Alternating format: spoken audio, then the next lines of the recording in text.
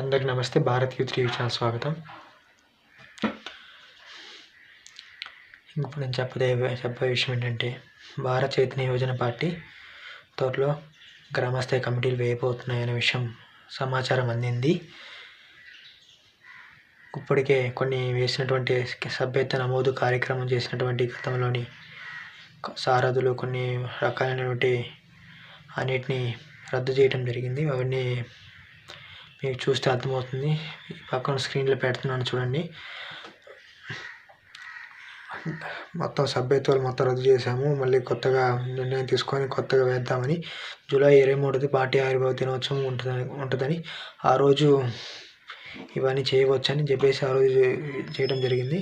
గ్రామస్థాయి కమిటీలు వేసి ప్రతి నియోజకవర్గంలోని కేడర్ తయారు చేయాలనే ఒక ఆకాంక్షతోటి మంచి నాయకులు ఎవరు ఏంటి అనేది తెలుసుకోవడం కోసం పార్టీ తీసుకురాబోతుంది.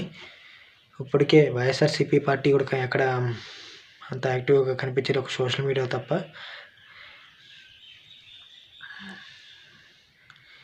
ఇంకా చెప్పాలంటే ఇంకా చాలా చెప్పాలి.